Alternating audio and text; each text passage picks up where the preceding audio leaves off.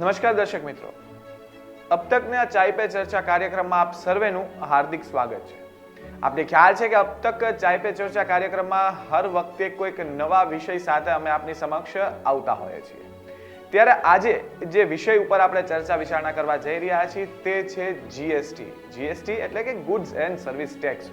GST નો ઉદ્ભવ ક્યાંથી થયો, ખરા અર્થમાં એનો મતલબ શું છે, હાલ જીએસટી માં કયા પ્રકારના કોમ્પ્લિકેશન્સ આવી રહ્યા છે અને આવનારા સમયમાં જીએસટી સુદૃઢ બને તે માટે કયા પગલાઓ લેવા જોઈએ તેને લઈને આજે આપણે ચર્ચા કરીશું। ત્યારે આ વિષય ઉપર પ્રકાશ પાડવા જીએસટી એક્સપર્ટ જીતેશ પુનવાણી હાલ અત્યારે આપણી સાથે ઉપસ્થિત છે। આપણે એમની સાથે સીધી જ વાતચીત કરીને જાણીશું કે એમનું શું માનવું છે આ તમામ મુદ્દાઓને લઈને। જીતેશભાઈ, આપનો સર્વપ્રથમ ખૂબ ખૂબ આભાર કે આપ આપનો સમય કાઢીને अब तकના આંગણે આવ્યા છો। મારો સર્વપ્રથમ પ્રશ્ન એ છે, જીએસટી એટલે શું અને ઉદ્ભવ થવાનું મુખ્ય કારણ ક્યું હતું? સૌપ્રથમ अब तकના સૌ દર્શક મિત્રોને મારા નમસ્કાર। આપે ખૂબ જ એક સરસ ક્વેશ્ચન મારી પાસેથી પૂછેલો છે। જીએસટીનો ઉદ્ભવ થાય એ પહેલાં આપણે સૌથી પ્રથમ આપણે જીએસટીનો મિનિંગ શું છે ને એ જાણવું ખરેખર ઘણું બધું ઇમ્પોર્ટન્ટ છે। હવે જે જીએસટીની ડેફિનેશન છે એ જીએસટી એક્ટમાં આપવામાં આવેલ નથી, પરંતુ એની ડેફિનેશન કોન્સ્ટિટ્યુશનમાં બંધારણમાં આપવામાં આવેલ છે અને એમાં એવું કહેવામાં આવેલ છે કે GST is a tax on supply of goods or services or both except on supply of liquor for human consumption. GST got introduced on 1st July 2017 with the concept of one tax, one nation, one market. હવે આ આપણે જે વાત કરીએ છીએ one tax one nation one market, એનો મતલબ શું? અગાઉ જ્યારે જીએસટી આવેલો નહોતો એના પહેલાં એવું બનતું કે અલગ અલગ સ્ટેટ હતા। જીએસટી આવ્યા પહેલાં વેટ હતું, એક્સાઇઝ હતું, અને જીએસટી આવ્યા પછી અલગ અલગ પ્રકારના જે પણ ટેક્સીસ છે, જે પણ એક્ટ છે એ બધા જીએસટીમાં કન્ઝ્યુમ થઈ ગયા। વેટ છે, સર્વિસ ટેક્સ છે, સીએસટી છે, એન્ટરટેનમેન્ટ ટેક્સ છે, એન્ટ્રી ટેક્સ છે, એવા અલગ અલગ પ્રકારના બધા ટેક્સીસ જીએસટીમાં મર્જ થઈ ગયા, કન્ઝ્યુમ થઈ ગયા। એ શા માટે થયા એનું કારણ, જ્યારે વેટ હતો ત્યારે અલગ અલગ સ્ટેટમાં વેટના રેટ અલગ અલગ હતા। ફોર એક્ઝામ્પલ, ગુજરાતમાં વેટના કોઈ ગુડ્સ ઉપર ટેક્સ વેટના રેટ હોય અલગ હોય, રાજસ્થાનમાં કોઈ અલગ હોય, મહારાષ્ટ્રમાં અલગ હોય। એના કારણે એવું બનતું કે રાજ્યોની વચ્ચે છે ને કોમ્પિટિશન થતી। જે રાજ્યમાં વેટના રેટ ઓછા હોય એ રાજ્યમાં જે રાજ્યમાં વેટના રેટ વધારે હોય એનો વેપાર ઢસડાઈ જતો। આના કારણે રાજ્યોની વચ્ચે કોમ્પિટિશન થતી। હવે આ કોમ્પિટિશન ઘટાડવા માટે અને કોઈ પણ જાતની કોમ્પિટિશન ન રહે એના માટે જીએસટીનો એક્ટ લાવવામાં આવ્યો, જીએસટીનો લો લઈ આવવામાં આવ્યો। હવે જીએસટી આવવાથી શું બને કે જીએસટીમાં જે પણ ગુડ્સ અને સર્વિસીસ ઉપર જે ટેક્સના રેટ છે એ તમે હવે જોશો કે દરેક સ્ટેટમાં જીએસટીના ટેક્સના રેટ દરેક ગુડ્સ એન્ડ સર્વિસ ઉપર સેમ છે। તમે ગુજરાતમાં પણ રેટ જોશો તો સેમ મળશે જોવા તમને, રાજસ્થાનમાં પણ જોશો તો તમને સેમ જોવા મળશે। એ રીતે રાજ્યોની વચ્ચે જે કોમ્પિટિશન થતી હતી એ કોમ્પિટિશન જીએસટીના આવવાથી પૂરી થઈ ગઈ અને હવે દરેક સ્ટેટમાં સિમિલર ટેક્સ રેટ હોવાથી રાજ્યોની વચ્ચે જે વેપારીની વચ્ચે જે કોમ્પિટિશન થતી એ હવે પૂરી થઈ ગઈ છે। જીતેશભાઈ, બીજો સૌથી મોટો પ્રશ્ન તો એ છે કે આપે કહ્યું કે વન નેશન વન ટેક્સ છે, બરાબર, પરંતુ હાલ ઘણા ખરા કોમ્પ્લિકેશન્સ આવે છે। બીજા કોમ્પ્લિકેશન ઉપર આપણે પછી ચર્ચા કરીશું, પરંતુ જે ટેક્સ સ્લેબમાં જે સતત વધારો ઘટાડો કરવાની જે માંગ સીબીઆઈસીને કરવામાં આવે છે, નાણાં વિભાગને કરવામાં આવે છે, તો આ પ્રશ્ન ખરા અર્થમાં શું છે? શું કામ આ પ્રશ્ન ઉદ્ભવિત થઈ રહ્યો છે? કારણ કે એકવાર કહેવાય છે કે 5% સ્લેબને 12%માં મર્જ કરી દેવો કે 18%ને 12%માં મર્જ કરી દેવો। આ જે વિસંગતતાઓ જે હાલ જોવા મળી રહી છે, આનું શું કારણ, આનું કઈ રીતે નિવારણ શક્ય બને?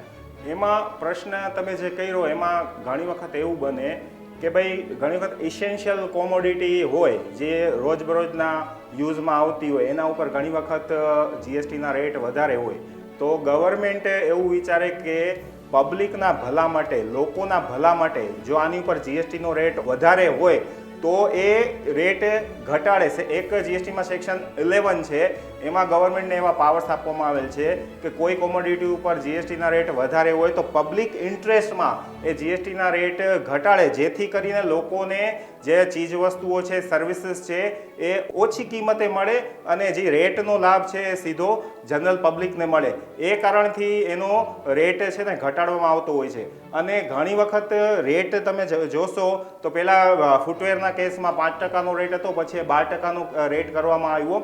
ઘણી વખત એવું બને છે કે જીએસટીમાં એક પ્રોવિઝન છે, ઇન્વર્ટેડ ડ્યુટી ટેક્સ સ્ટ્રક્ચરનું એક છે કે જેમાં તમે ઇન્વર્ટ સપ્લાય તમે કરતા હોય એના ઉપર ટેક્સનો રેટ વધારે હોય અને એ તમે જ્યારે વેચો, મેન્યુફેક્ચરિંગ કરીને જ્યારે વેચો, ફોર એક્ઝામ્પલ ઇમિટેશનની તમને પ્રોડક્ટ કહું તો ઇમિટેશનમાં તમે કોઈ રો મટીરિયલ જ્યારે ખરીદ કરતા હો તો એની ઉપર ટેક્સનો રેટ 18% છે. હવે જ્યારે ઇમિટેશનની પ્રોડક્ટ મેન્યુફેક્ચર થઈને તમે વેચો ત્યારે એ પ્રોડક્ટ ઉપર રેટ 3% છે. તો જે ટેક્સનો ગેપ આવે, હવે એ જો એવી રીતના જ કન્ટિન્યુ રહે તો જે પણ સપ્લાયર હોય, જે પણ રજિસ્ટર્ડ પર્સન હોય એને કન્ટિન્યુઅસલી એની જે ઇન્કમ આઈટીસી હોય એ સતત છે ને કેરી ફોરવર્ડ થતી જાય, જમા થતી જાય. એટલે ઘણી વખત એવું બને કે ગવર્મેન્ટ રેટ વધારી દે જેથી કરી આ ઇન્વર્ટેડ ડ્યુટી સ્ટ્રક્ચરનો પ્રશ્ન છે એ સોલ્વ થઈ જાય. અધરવાઇઝ શું બને કે આવો જે રેટનો ડિફરન્સ હોય એના કારણે રજિસ્ટર્ડ પર્સનો એણે સેક્શન 54માં એનું રિફંડ ક્લેમ કરવું પડે. એટલે આવું બની શકે કોઈ કેસમાં પબ્લિક ઇન્ટરેસ્ટ જોઈ કરી ગવર્મેન્ટ ટેક્સના રેટ ઘટાડતી હોય અને કોઈ કેસમાં આ ટેક્સનો જે ગેપ હોય, આવા પ્રશ્નો ઊભા ના થાય ટેક્સ રેટને કારણે ડ્યુટી સ્ટ્રક્ચરના, તો એના કારણે રેટ વધારતી હોય. એ પબ્લિક ઇન્ટરેસ્ટમાં જ અલ્ટિમેટલી હોય છે. જીતેશભાઈ, 5 વર્ષ થઈ ગયા જીએસટીની અમલવારીને લઈ, હજુ પણ ઘણા કોમ્પ્લેક્શન આપણે જે અત્યારે હાલ ચર્ચા કરી રહ્યા છીએ. શું માનો છો હજુ કેટલો સમય લાગશે જીએસટીને સ્ટ્રીમલાઇન થતા? કારણ કે ઇન્કમ ટેક્સની જો વાત કરીએ તો એક સ્ટ્રીમલાઇન ટેક્સ ફોર્મો આપવામાં આવ્યો છે, નીતિ નિયમો ઘડી દેવામાં આવે છે અને ચેન્જીસ આવતા હોય છે, પણ સમયાંતરે આવતા હોય છે. પરંતુ જીએસટીની વાત કરીએ તો સમયાંતરે જે ચેન્જ આવે છે એને લઈને ઘણા ખરા ચાર્ટર્ડ એકાઉન્ટન્ટ્સ ફ્રેટર્નિટીમાં પણ એ ઉહાપો છે કે ભાઈ આજે કંઈક નવું આવ્યું છે, કાલે કંઈક નવું આવી જાય છે, પરમદી કંઈક નવું આવી જાય છે, એટલે એનો અભ્યાસ કરવામાં જ એ લોકોને ઘણો સમય પસાર થઈ જાય છે. તો આ સ્થિતિ સ્ટ્રીમલાઇન ક્યારે થશે? આપ જીએસટી એક્સપર્ટ છો, માટે અમારો આ પ્રશ્ન આપે. તમે એકદમ સાચી વાત કરેલી છે, કારણ કે હું પોતે પણ મારે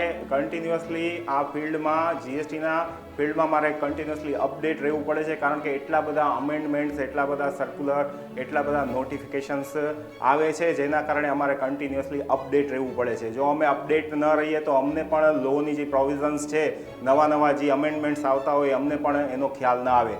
હવે તમે જે પ્રશ્ન કર્યો કે આ કોમ્પ્લિકેશન્સ છે એનું સોલ્યુશન શું, તો એના સોલ્યુશન માટે આપ જાણતા જ હશો કે વારે વારે જીએસટી કાઉન્સિલની મિટિંગ મળતી જ હોય છે. હમણાં લેટેસ્ટમાં પણ જીએસટી કાઉન્સિલની 49th મિટિંગ મળી.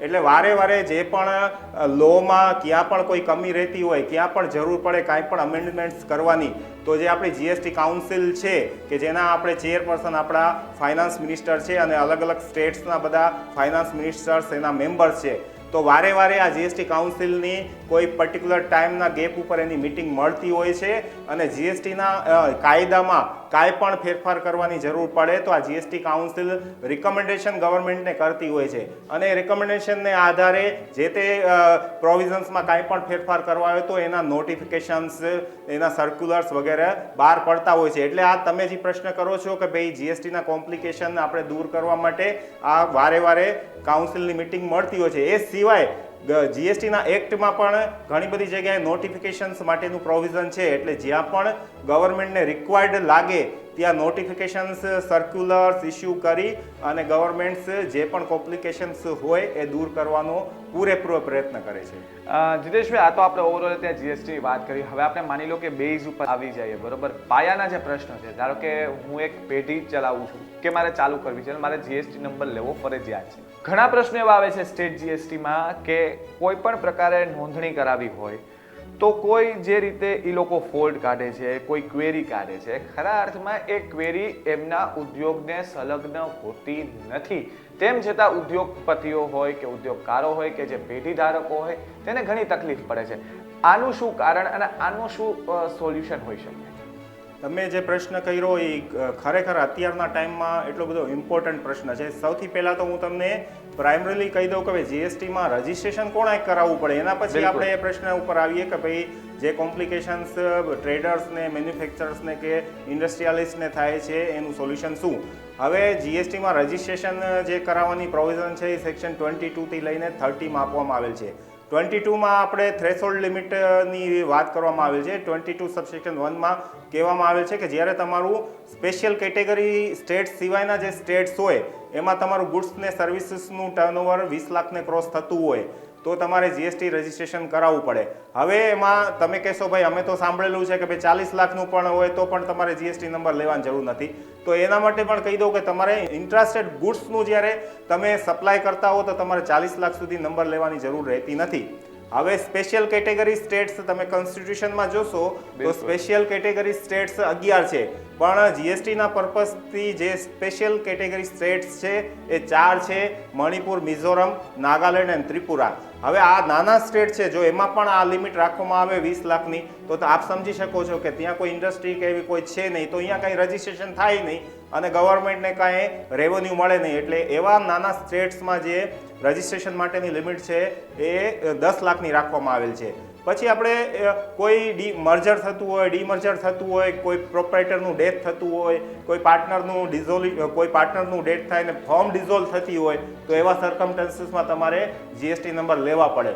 આ સિવાય સેક્શન 24માં પણ કમ્પલસરી જીએસટી નંબરની રિક્વાયરમેન્ટ છે કે ભાઈ ઈ કોમર્સ ઓપરેટર દ્વારા તમે સેલ્સ કરતા હો, સપ્લાય કરતા હો તો તમારે જીએસટી નંબર લેવો પડે. ટીડીએસ છે, ટીસીએસના પ્રોવિઝન છે, આરસીએમ રિવર્સ ચાર્જ મિકેનિઝમનું પ્રોવિઝન છે.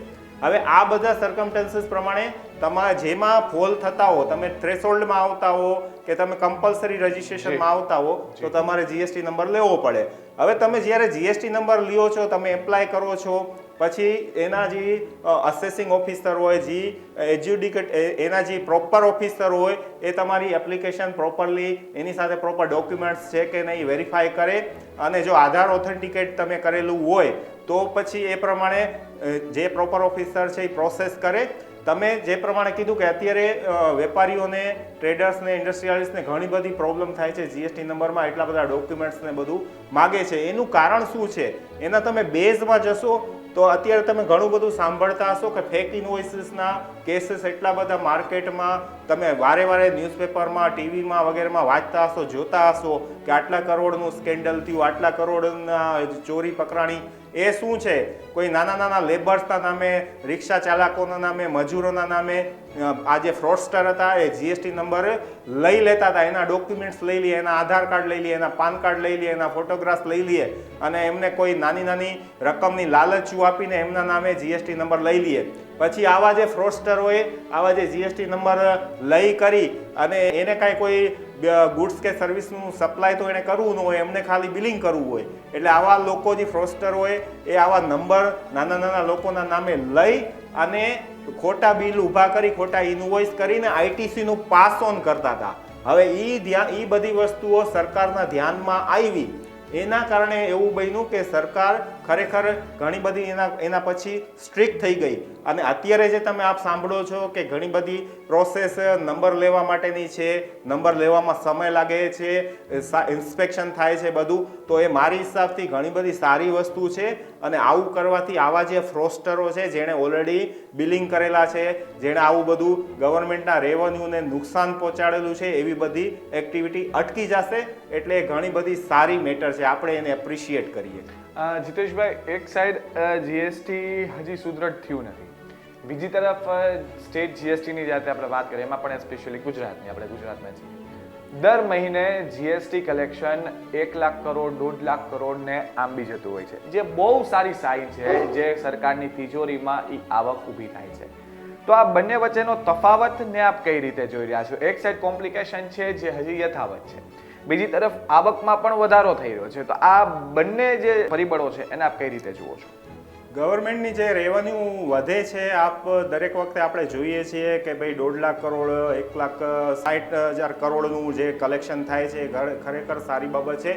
હવે ગવર્મેન્ટ પાસે આટલી સારી રેવન્યુ આવશે તો ગવર્મેન્ટ અલ્ટિમેટલી એનો લાભ તો આપણને પબ્લિકને જ આપવાની છે. એટલે જો વધારે રેવન્યુ થશે તો સારી રીતે. હવે ગવર્મેન્ટ પણ સમજે છે કે આટલી બધી સારી રેવન્યુ થાય છે એટલે ઓનેસ્ટ ટેક્સ પેયરો પણ ઘણી સારી રીતે પ્રોસિજર કમ્પ્લાયન્સ લેવલ ફોલો કરી રહેલ છે. હવે એ કમ્પ્લાયન્સ લેવલ ફોલો કરે જે ગવર્મેન્ટના ધ્યાનમાં ઓલરેડી છે, તો ઓનેસ્ટ ટેક્સ પેયર છે એ લોકોને પ્રોબ્લેમ ખરેખર ક્રિએટ ન થાય. એટલે આ બધા જે નવા અમેન્ડમેન્ટ્સ આવે છે, જે રેસ્ટ્રિક્શન આવે છે એ ગવર્મેન્ટ ક્રિએટ કરી રહેલ છે. એનું રીઝન એ છે કે મેં જેમ કીધું ભાઈ આ ફેક ઇન્વોઇસીસના કેસીસ છે, આપ આઈટીસી પાસ ઓન કરી દેતા હતા, એ બધું અટકાવવા માટે ગવર્મેન્ટ જીએસટી કાઉન્સિલ સતત પ્રયત્નશીલ છે અને કેમ આનું જીએસટીનું સતત સરળીકરણ થાય એના માટે કન્ટિન્યુઅસલી ગવર્મેન્ટ એફર્ટ કરી રહેલ છે અને આ એફર્ટ્સને કારણે આ બધી જે મેલાફાઈડ એક્ટિવિટીઝ છે એ અટકી રહેલ છે અને એમાં ઘણો બધો કંટ્રોલ આવી રહેલ છે. સાથે સાથે ઓનેસ્ટ ટેક્સ પેયર્સને પણ એક સારી રીતે આપણે ગાઈડલાઇન્સ આપી અને એમને વધારે કોઈ જાતની તકલીફ ન પડે અને કમ્પ્લાયન્સ લેવલમાં સારી રીતે બધી પ્રોસિજર ફોલો કરી પોતાના કમ્પ્લાયન્સ પૂરા કરે એવો પણ આપણે સાથે સાથે પ્રયત્ન થાય એ પણ જરૂરી છે. જીતેશભાઈ, અત્યારના તમામ જે સેન્ટ્રલ એજન્સીઝની વાત કરીએ, પછી આપણી જીએસટી હોય, ઇન્કમટેક્સ હોય, એન્ફોર્સમેન્ટ ડિરેક્ટરેટ હોય, કરચોરો ઉપર અત્યારના હાલ જે રીતે તવાઈ બોલાવે છે એને લઈને આપનું શું માનવું છે? કારણ કે હમણાં સ્ટેટ જીએસટીમાં જ વાત કરીએ કે સીજીએસટીની વાત કરીએ, ઘણા ખરા ફેક ઇનવોઇસ, બોગસ બિલિંગ કૌભાંડ સામે આવ્યા. આ તમામ વસ્તુને આપ હાલ કઈ રીતે જોઈ રહ્યા છો અને આની ઇફેક્ટ કેવી પડશે? ખાસ તો જીએસટી એક્ટમાં એક search is a raid, inspection search is a રેડ્સનું પ્રોવિઝન છે. એમાં એવું કહેવામાં આવેલ છે કે તમે તમારા જે પણ ટેક્સેબલ પર્સન હોય, હવે ટેક્સેબલ પર્સન એટલે શું કે જે person, taxable person means person who is registered or liable to be registered. હવે આ ટેક્સેબલ પર્સન હોય એ ગુડ્સને સર્વિસનું સપ્લાય જે કરતા હોય એ કોન્ટ્રાવેશન ઓફ રૂલ્સ અથવા તો પ્રોવિઝન્સનું કોન્ટ્રાવેશન કરીને સપ્લાય કરતા હોય. ફોર એક્ઝામ્પલ, એ ખાલી ઇનવોઇસ જનરેટ કરે ને ગુડ્સનું સપ્લાય ન કરે છે. એક જીએસટીમાં સેક્શન 16 છે, એમાં એવું કહેવામાં આવેલ છે કે તમે જીએસટીમાં આઈટીસી તમે ત્યારે જ ક્લેમ કરી શકો કે તમારી પાસે કોઈ ડોક્યુમેન્ટરી એવિડન્સ હોય, તમારી પાસે ટેક્સ ઇનવોઇસ હોય, ડેબિટ ઇનવોઇસ હોય, અથવા તો તમે ગુડ્સ ઇમ્પોર્ટ કરતા હો તો તમારી પાસે બિલ ઓફ એન્ટ્રી હોવી જોઈએ. અલગ અલગ ડોક્યુમેન્ટ્સ, ભાઈ આઈએસડી છે તો તમારે એ ડોક્યુમેન્ટ્સ અલગ અલગ હોવા જોઈએ અને એના પછી તમે ગુડ્સ ને સર્વિસીસની ખરેખર તમારી પાસે ડિલિવરી આવી જોઈએ, ફિઝિકલ તમારી પાસે એનો માલ આવવો જોઈએ અને તમારો જે સપ્લાયર હોય એણે ટેક્સનું પેમેન્ટ કરેલું હોવું જોઈએ અને તમે પોતાનું રિટર્ન જે 3B છે એ ફાઇલ કરેલું હોવું જોઈએ.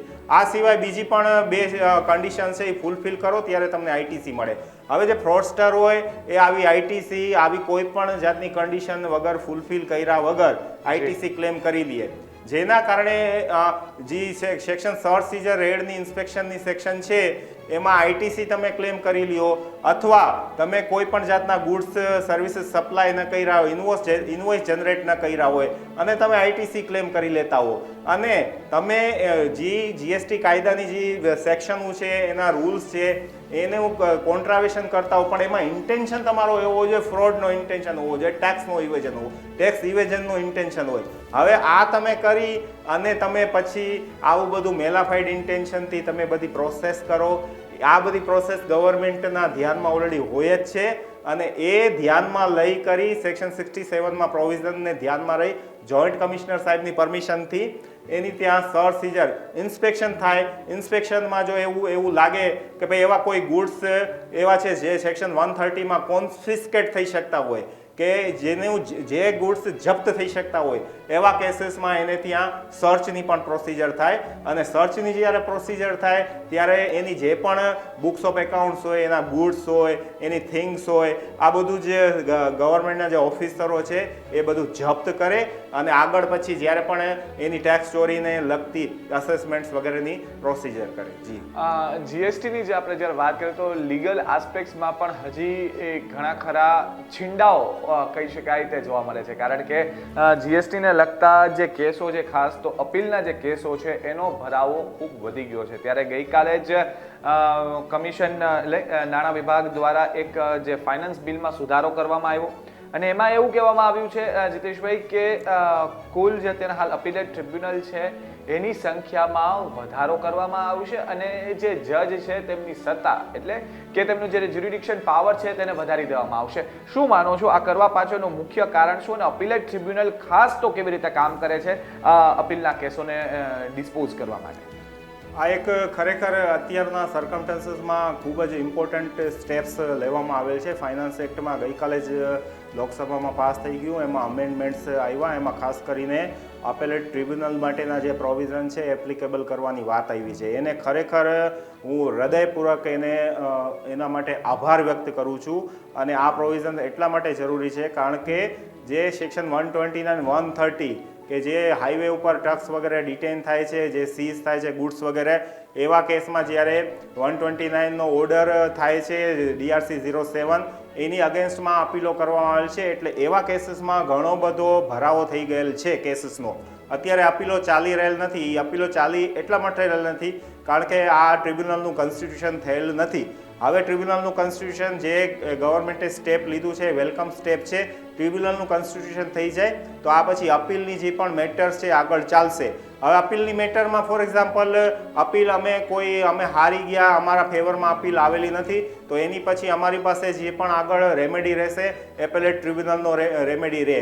અને એમાં પછી અમે જેવો કેસ અમારો હારી જઈએ કે અમારા ફેવરમાં જજમેન્ટ ના આવે તો પછી અમે હાઈકોર્ટમાં જઈએ ને એના પછીનું આગળનું સ્ટેપ અમે સુપ્રીમ કોર્ટમાં જઈએ. હવે આ જે વચ્ચેની કડી હતી એ વચ્ચેની કડી અત્યાર સુધી ચાલુ નહોતી થયેલી. હવે જે ગવર્મેન્ટે આ ફાઇનાન્સ એક્ટમાં જે પણ ડિસિઝન લીધો છે એપેલેટ ટ્રિબ્યુનલના કોન્સ્ટિટ્યુશન માટેનો, એના કારણે મારા માનવા મુજબ જે પણ અપીલોના કેસીસ પેન્ડિંગ છે અને ખાસ કરીને સેક્શન 129 અને 130ના એ ટ્રાન્ઝિટમાં જે ગુડ્સ ને વ્હીકલ ને બધું ડિટેન થાય છે એની અગેન્સ્ટમાં જે ઓર્ડર પાસ થયેલા છે એની અગેન્સ્ટમાં જે પણ અપીલો પેન્ડિંગ છે એ અપીલોનો ઝડપથી નિકાલ થશે આ કોન્સ્ટિટ્યુશન થયા પછી. જે રીતે ઇન્કમ ટેક્સમાં વિવાદ સે વિશ્વાસ સ્કીમ આવી, જીએસટીમાં સબકા વિશ્વાસ સ્કીમ આવી, ખરા અર્થમાં સબકા વિશ્વાસ સ્કીમનો લાભ કેટલા પ્રમાણમાં મળ્યો છે અને હાલ આ સ્કીમની શું સ્થિતિ છે? શું પેઢી ધારકો, ઉદ્યોગકારો આનો ઉપયોગ કરે છે કે કેમ? એમાં ખરેખર તમે જે કહો છો એ રીતે નથી. એમાં રિટર્ન્સ માટેની અલગ અલગ સ્કીમ આવતી હોય છે. એ સિવાય કોઈના નંબર્સ કેન્સલ થતા હોય તો એના માટે પણ રિવોકેશન ઓફ કેન્સલ્ડ રજિસ્ટ્રેશન નંબર માટેના પ્રોવિઝન આવતા હોય છે. એ પણ ગઈકાલે અમેન્ડમેન્ટ ફાઇનાન્સ એક્ટમાં આવેલું જ છે. એટલે રિટર્ન કોઈએ પાસ્ટમાં ભરેલા ન હોય, કોઈનો નંબર કેન્સલ થઈ ગયો હોય ને એણે નંબર પાછો રિસ્ટોર કરાવવો હોય તો એવા કેસીસમાં એમની જે લેટ ફી થતી હોય છે, ફોર એક્ઝામ્પલ 3B કેસમાં હોય, GSTR 1 કેસમાં હોય કે GSTR 4 જે કોમ્પોઝિશન સ્કીમમાં જે રિટર્ન ફાઇલ કરવાના હોય, એવા કેસીસમાં કોઈ રિટર્ન પોતાના ભૂતકાળના પાછલા વર્ષોના રિટર્ન ફાઇલ કરેલા ન હોય તો એવા કેસીસમાં જે લેટ ફીનું જે પેનલ્ટી વગેરેનું પ્રોવિઝન છે એ ઘણું હેરેસિંગ હતું, ઘણું બધું મોટા લેવલ ઉપર એમાં પેનલ્ટી વગેરે થતી હતી. એટલે અલગ અલગ ટાઈમે આ સ્કીમો બધી આવે છે કે જેમાં પોતાના રિટર્ન ફાઇલ કરેલા ન હોય તો એ રિટર્ન ફાઇલ કરી અને પોતાનો પાછો GST નંબર પાછો ચાલુ કરાવી શકે છે. સેમ એ રીતે જ ભાઈ કોઈનો નંબર કેન્સલ થઈ ગયો હોય અથવા તો કોઈની રિવોકેશનની એપ્લિકેશન GSTના નંબરના કેસમાં પેન્ડિંગ હોય તો એવા કેસમાં પણ વારે વારે સ્કીમો આવતી હોય છે, જેનો મારા વ્યૂ પ્રમાણે દરેક વેપારીએ મોટી સંખ્યામાં લાભ લેવો જોઈએ અને પોતાનો વેપાર સારી રીતે કરી શકે એના માટે આ જે ગવર્મેન્ટની સ્કીમો આવતી હોય અને ખાસ કરીને GST કાઉન્સિલ એનું રિકમેન્ડેશન કરતી હોય છે, એના આધારે બધી સ્કીમ એપ્લિકેબલ થતી હોય છે. બધાએ એનો સારી રીતે લાભ લેવો જોઈએ. જીતેશભાઈ, જીએસટીનો ટોપિક ખૂબ વિશાળ છે, પરંતુ સમય મર્યાદાને લઈ મારા અંતિમ 2 પ્રશ્ન આપને પૂછવા છે. એમાંનો પ્રથમ પ્રશ્ન એ કે આપણે જ્યારે હાલ અપીલેટ ટ્રિબ્યુનલની આપણે વાત કરી, જે કેસીસની વાત કરી, શું શક્ય બનશે કે ઇન્કમ ટેક્સની જેમ જીએસટીમાં પણ ફેસલેસ અસેસમેન્ટ થાય કે ફેસલેસ સુનાવણીઓ થાય? શક્ય બનશે ખરા? અત્યારે ઓલરેડી છે જ. તમારે અપીલ કરો તો તમારે એમાં અપીલના APL 01 ફોર્મમાં તમારી પાસે ઓપ્શન પૂછશે જ છે કે તમારે અહીંયા ફિઝિકલ અપિયર થવું છે કે તમારે ઓનલાઈન અપિયર થવું છે. એમાં બંને ઓપ્શન છે. એટલે તમારે ફેસલેસમાં જવું હોય તો ઓનલાઈનનો એમાં ઓપ્શન છે, તમે એ રીતે સિલેક્ટ કરી અને એમાં અપીલની જે એપ્લિકેશન છે તમે સબમિટ કરીને ઓનલાઈન પણ અપિયર થઈ શકો. લોકો સૌથી વધુ શું પ્રિફર કરે છે? મારો મુખ્ય ઉદ્દેશ્ય પૂછવાનો એ છે કે લોકો શું પ્રિફર કરે છે? લોકોનું તો હું ન કહી શકું, પણ હું પોતાનું કહી શકું કે હું જે પણ અપીલો ઓનલાઈન ફાઇલ કરું છું એમાં હું ઓનલાઈન જ પ્રિફર કરું છું, જેથી કરીને મારો સમય પણ બચે અને મારો જે પણ પોતાનું જે વેલ્યુએબલ ટાઈમ છે બચાવી અને મારે પોતાની જે કાંઈ પણ બીજી પ્રોફેશનલ ડ્યુટીઝ કરવી હોય તો હું કરી શકું. બસ મારો અંતિમ પ્રશ્ન એ કે આગામી 5 વર્ષ જીએસટીના કેવા હશે? કયા પ્રકારના ચેલેન્જીસ હોઈ શકે છે અને કયા પ્રકારની સાનુકૂળ પરિસ્થિતિ ઉદ્યોગકારો માટે ઊભી થશે? મારો અંતિમ પ્રશ્ન આપો. જીએસટીનું ફ્યુચર ઘણું બધું સારું છે. મારી પાસે જેટલો ડેટા અવેલેબલ છે એ પ્રમાણે જીએસટી લગભગ 162 દેશોમાં એપ્લિકેબલ છે. હવે આટલો સારો જે ટેક્સ રિફોર્મ છે એના કારણે જ આટલા બધા દેશોમાં એનું અમલીકરણ થઈ રહેલ છે. સિર્ફ એટલું છે કે જીએસટી કાઉન્સિલ અને ગવર્મેન્ટ અત્યારે ઘણા બધા પ્રયત્નો કરી રહેલ છે સિમ્પ્લિકેશન કરવા માટે. તો ગુડ્સ એન્ડ સર્વિસીસ ટેક્સનું છે એ ગુડ્સ એન્ડ સિમ્પલ ટેક્સ કેમ બને એવા કન્ટિન્યુઅસલી એફર્ટ્સ થતા રહીએ. અને અત્યારે જે પ્રમાણે જીએસટી કાઉન્સિલ મિટિંગ્સ કરી અને પ્રયત્ન કરી રહેલ છે ખરેખર સરાહનીય છે. અને આવા ને આવા પ્રયત્નો સતત ફ્યુચરમાં પણ થતા રહે, જેથી કરીને ઇન્ડસ્ટ્રીને, વેપારીને, મેન્યુફેક્ચર્સને દરેકને સારી સુવિધા રહે અને કમ્પ્લાયન્સ લેવલ જેટલા બને એટલા ઘટે. અને અગાઉ જેમ વેટમાં વારે વારે ડિપાર્ટમેન્ટની મુલાકાત લેવી પડતી એ જીએસટીમાં અત્યારે ઓનલાઈન થઈ ગયેલ છે. એના કારણે એટલું બધું હવે જવું નથી પડતું. કોઈ રેર કેસમાં જ હવે જવું પડે છે. રજિસ્ટ્રેશન હોય, રિટર્ન્સ હોય કે બીજી કોઈ પણ પ્રોસેસ હોય બધી ઓનલાઈન થાય છે. એટલે ઘણું સરળીકરણ થઈ ગયું છે અને હજી પણ જે રીતે પ્રયત્નો થઈ રહેલ છે એ પ્રમાણે સરળીકરણ થશે એવી હું આશા રાખું છું. જીતેશભાઈ, આપનો ખૂબ ખૂબ આભાર કે આપે આપનો કિંમતી સમય અબ તકના આંગણે ફાળવ્યો અને જીએસટીને લઈને અત્યંત મહત્વપૂર્ણ વાતો અમારા દર્શક મિત્રો સાથે શેર કરી. તો મિત્રો, આપે જેમ જીતેશભાઈ જણાવ્યું કે આગામી જે વર્ષો જે છે, આગામી જે વર્ષ હશે તે જીએસટી માટે અત્યંત સાનુકૂળ છે, કારણ કે સરકાર પણ ઈચ્છે છે કે તેમની તિજોરી ભરાય, સામે જે કરદાતાઓ છે તેમને પણ કોઈ પણ પ્રકારની તકલીફનો સામનો ન કરવો પડે. ત્યારે ફરી જીએસટી વિષય ઉપર આપણે બીજી એક ચર્ચા કરવા જશું. ત્યાં સુધી મને રજા આપો અને જોતા રહો અબ તક. નમસ્કાર.